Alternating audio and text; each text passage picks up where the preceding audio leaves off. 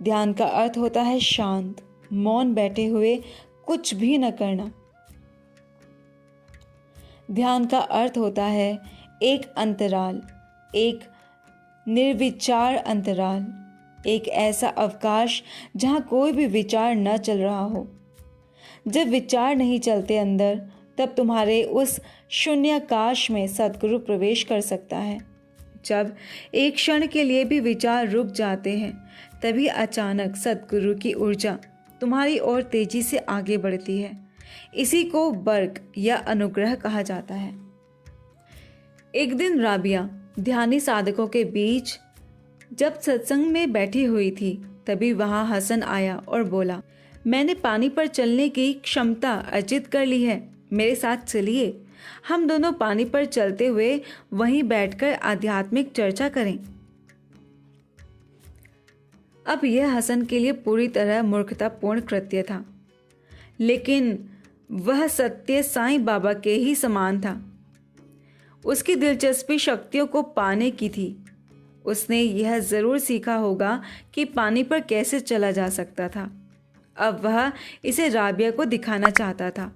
वह राबिया से प्रमाण पत्र प्राप्त करना चाहता था। वह चाहता था कि राबिया भी पहचान ले कि वह भी अब एक महान रहस्यदर्शी अथवा कोई चीज बन गया है।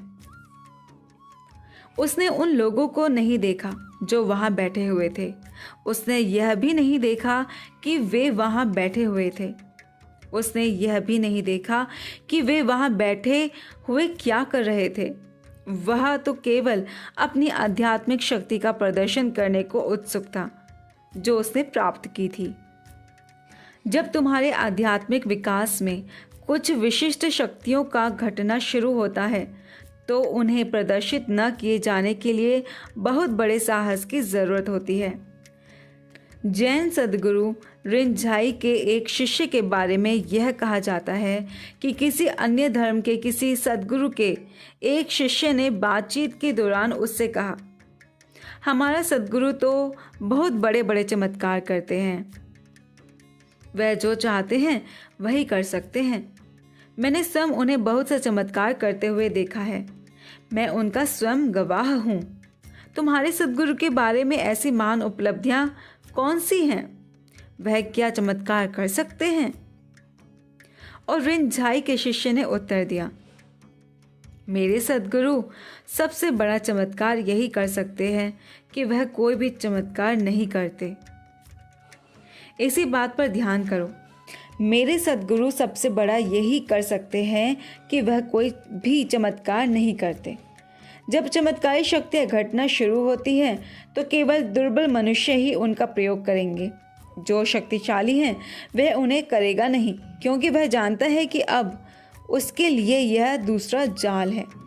संसार फिर से उसे अपनी ओर खींचना चाहता है। यह आखिरी जाल है।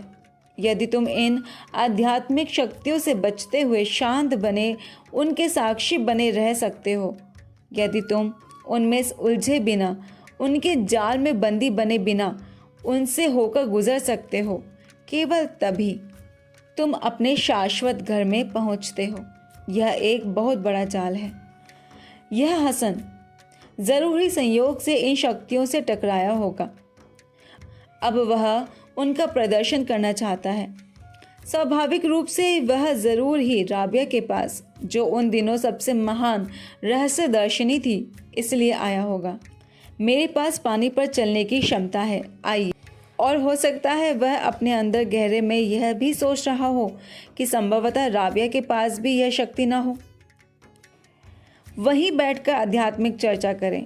अब वहाँ किसी भी आध्यात्मिक चर्चा की कोई असंभावना ही नहीं है। आध्यात्मिकता चर्चा जैसा कुछ भी नहीं जानती। आध्यात्मिकता तो संवाद जानती है। वह चर्चा परिचर्चा जैसी कुछ बात जानती ही नहीं। आध्यात्मिकता कोई तर्क वितर्क नहीं जानती। उससे ज्ञान तो होता है, लेकिन उसमें कोई भी तर्क नहीं होता।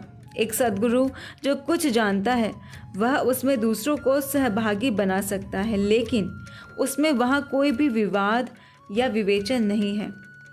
जिन दिनों मैं कई वर्षों तक भारत भर में यात्राएं करता रहा, उन दिनों लगभग प्रत्येक दिन ऐसा ही होता था।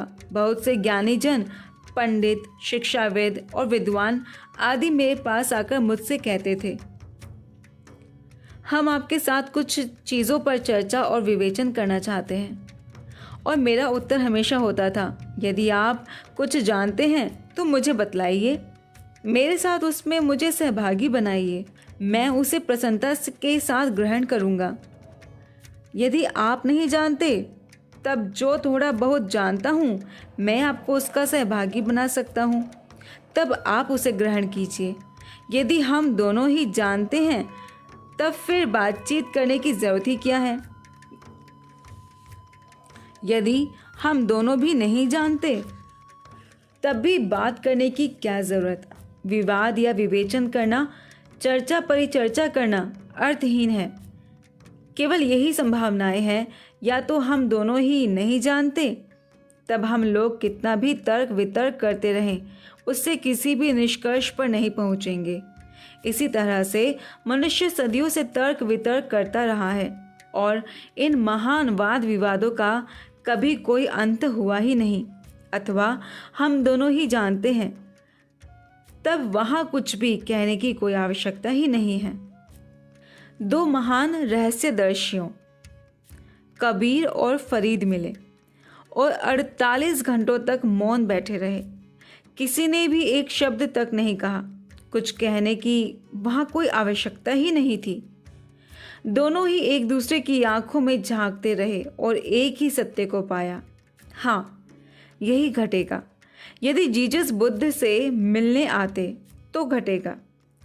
यदि जरथुस्त्र लाओत्से से भेंट करने आते, वह तब भी ऐसा ही होगा। वहाँ कहने को है ही क्या? तुम जानते हो, दूसरा भी जानता है, फिर वहाँ बातचीत करने का कुछ भी उपाय नहीं। किसी भी बारे में कुछ भी बात हो ही नहीं सकती। तीसरी संभावना यह है कि एक जानता है और एक नहीं जानता। तब जो कभी भी जानता है, मेरे निकट आने का यही ढंग है। मैं अपने लोगों से ही कुछ कहता हूँ, यदि तुम जानते हो तो मुझे बतलाओ, मैं उसे ग्रहण करूँगा। यदि तुम नहीं जानते तो मूर्ख बनकर तर्क वितर्क मत करो। जो कुछ भी मैं जानता हूँ, मैं उसमें तुम्हें सहभागी बनाने के लिए तैयार हूँ, तब तुम उसे ग्रहण करो। लेकिन मैं नहीं समझता कि इसमें विवाद और विवेचन करने की कोई आवश्यकता है। यह हसन ज़रूर ही एक अहंकारी व्यक्ति रहा होगा। पहली बात तो यह कि वह अपनी चमत्कारी शक्ति को जो उसने प्राप्त की है उसे दिखाना चाहता है, और दूसरी बात यह कि वह चर्चा या विवेचन करना चाहता है। जो सत्य है, तुम उसके बारे में तर्क वितर्क नहीं कर सकते। या तो तुम जानते हो अथवा तुम नहीं जानते, अन्य कोई दूसरा रास्ता ही नहीं है। केवल यह ही दो सामान्य विकल्प हैं, या तुम जानते हो अथवा तुम नहीं जानते। यदि तुम जानते हो तो जानते हो, यदि तुम नहीं जानते हो तो नहीं जानते हो। राबिया ने कहा, यदि तुम्हारे इस अमूल्य सत्संग से अपने को अलग रखने की इच्छा है तो तुम मेरे साथ बाहर चलो, जिससे हम लोग हवा में उड़ते हुए वहीं शून्य में बैठकर बातचीत करें। उसने इस आदमी की मूर्खता को निश्चित रूप से समझ लिया था।